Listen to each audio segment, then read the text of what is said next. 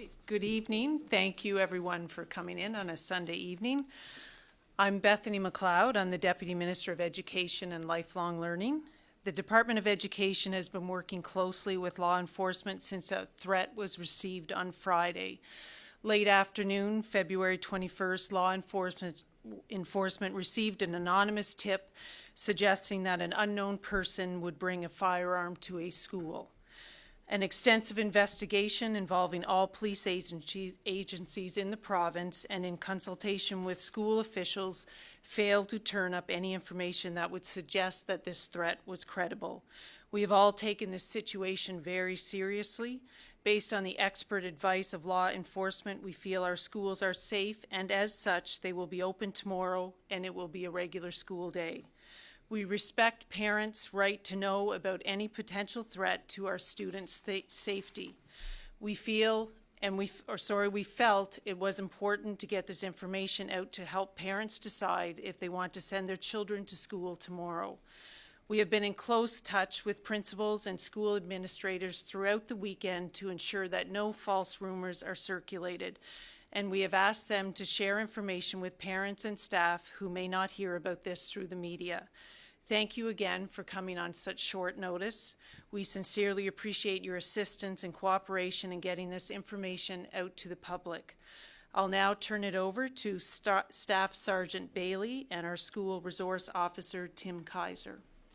Good evening. I'm Staff Sergeant Kevin Bailey with the RCMP Criminal Operations here in Prince Edward Island.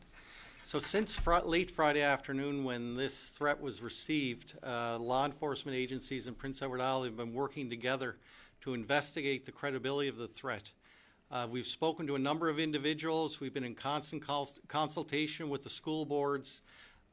CIS PEI, Criminal Intelligence Service PEI, has been engaged, and they've been looking at possible threats or information that may come in line with these threats. To date, nothing, we haven't turned up any information that would suggest that this threat was at all credible. I think what is important to note is we don't believe this, the threat was that an anonymous person was going to bring a firearm to a school. The location was given as Prince Edward Island. There was no exact location. There was no threat directed towards a person. And we don't believe the person who passed on this information would be the person who would bring the firearm to the school. It appears right now that this may have been a case of someone who is disgruntled and may have made a comment about bringing a firearm to a school, and some other person may have overheard it and been concerned enough to have passed it on to law enforcement. I'll turn it over to Constable Tim Kaiser. Tim has actually been on the ground this weekend talking to individuals looking into this threat. Yes, and again, we take all of these complaints, anonymous complaints, very seriously. And we're fortunate that we've had the weekend in order to do a thorough investigation, and we've worked very closely with all our partner agencies, with other policing agencies, with the Department of Education, with various school administration, and we have yet to turn up anything that would suggest that this would be a credible threat. Okay, thank you. And I will close with saying again, thank you for coming out on a Sunday evening. And I guess I'll open the floor up if there are any questions for anybody on the panel. Yeah, can you talk to us about the extent of the investigations? Where did you look? How have you looked? How have you proceeded with the investigation? That's an excellent question. So one of the things, when we have a threat involving the schools, we've worked very closely with the school board over the weekend. They were among the first people we contacted. One of the things we looked at, was there an incident in the school recently involving any individuals where a threat had been made or someone was upset? And we also, in monitoring social media and other things, look for anything at all that would point to, that would add some credibility to this threat.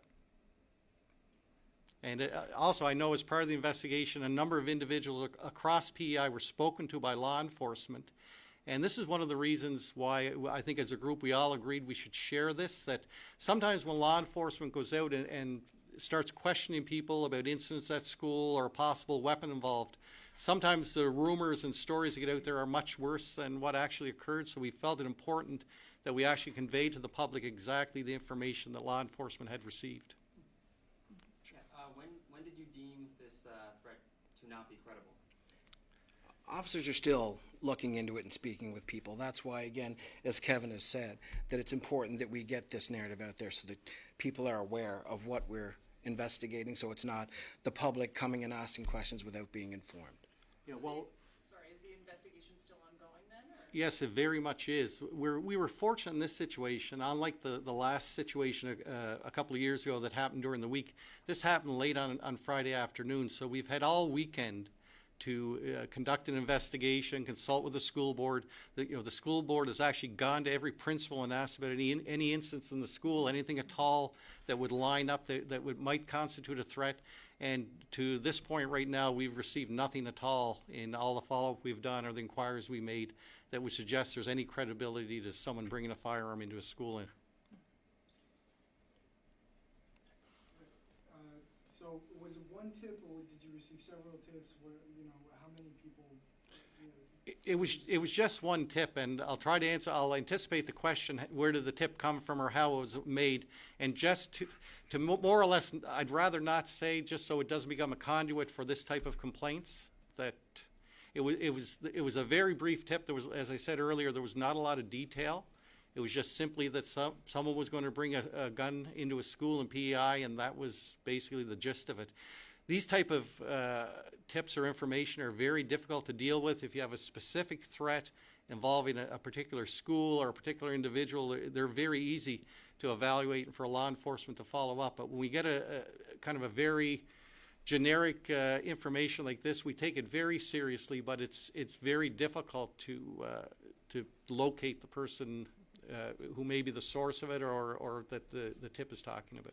How did you receive this tip? So I'd rather not say, and once again, it's more or less to not make the manner in which we receive the tip of the information as a conduit for more information. It wasn't received directly to a law enforcement agency. It was passed on by another agency. What area was it? A general area, or was it a specific school that was targeted? There was no specific area. No, it was very generic. It was very brief and very generic. That's why it fanned out across the island, and all the police agencies are involved right across the island. Considering the investigation is still ongoing, how did you come to the conclusion that schools should be open tomorrow? And that answers the question in that they've been very thorough in their investigation, and we are very, we're sure, and they've made it certain that we feel confident in opening our schools and that our children will be safe.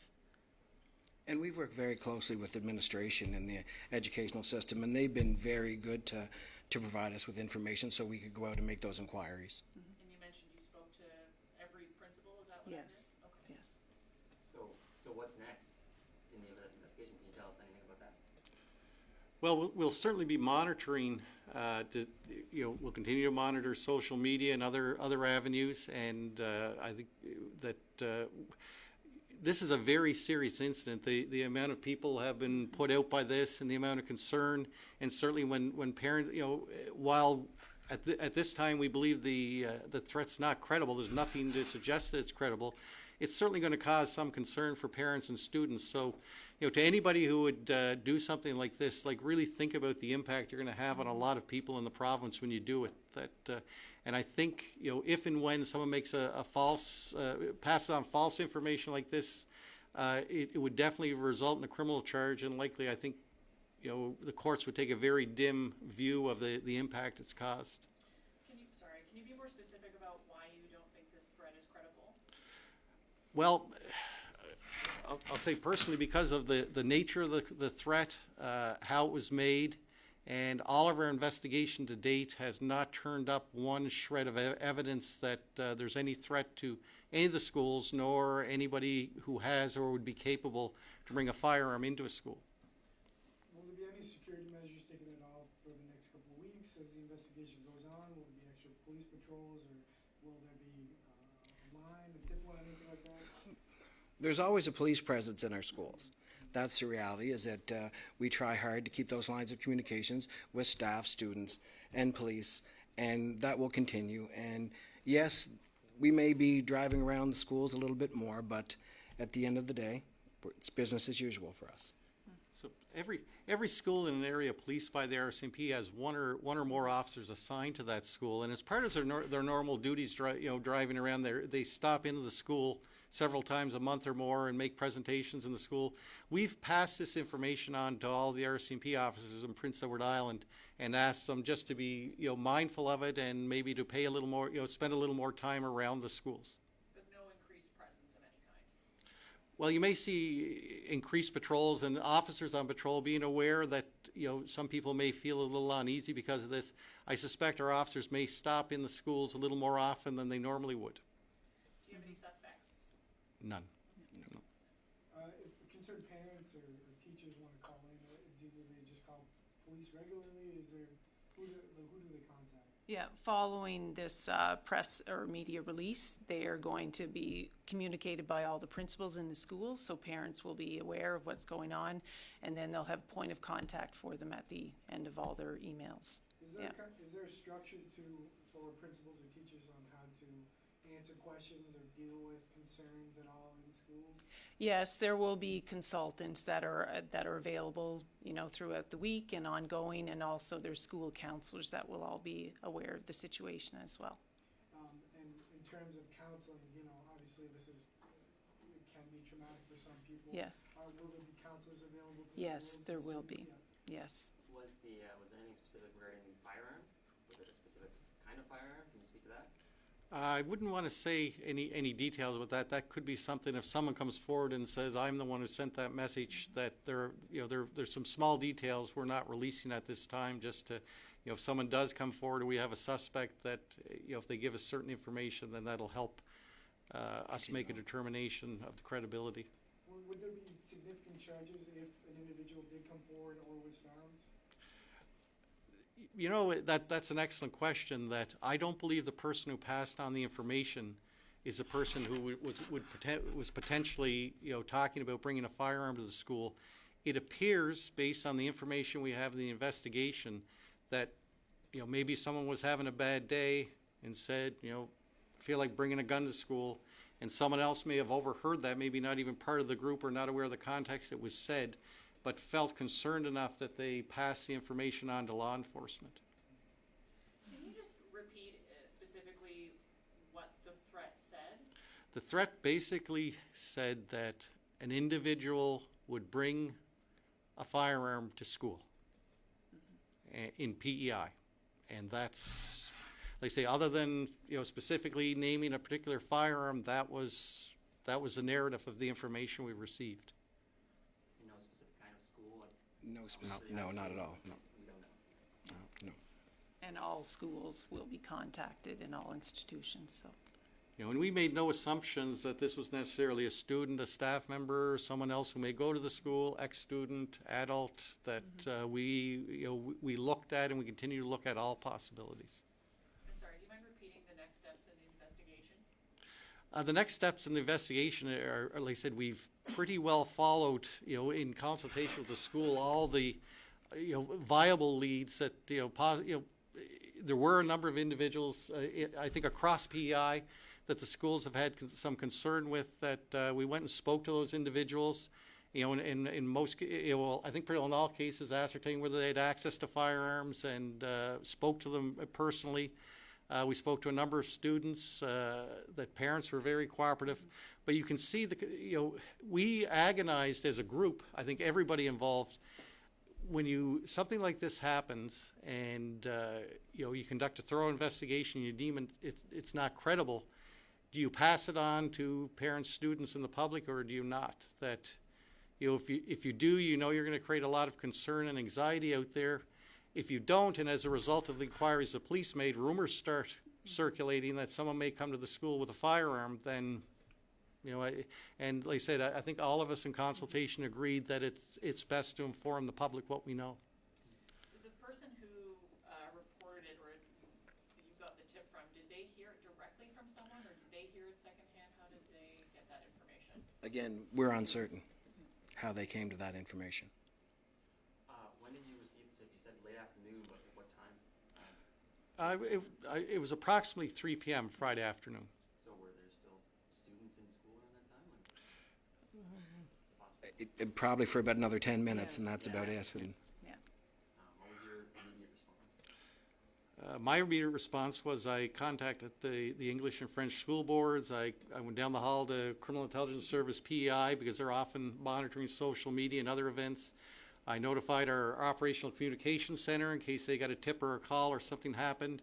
Sent a message to our 3 district commanders to let their members know right away that we had received this threat.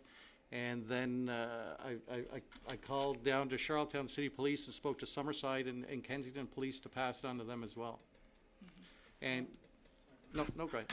I was going to ask, the fallout from this, is there going to have to be more conversation or literature, education on, threats or even viable indirect threats in schools? Is that going to be something that education will look at?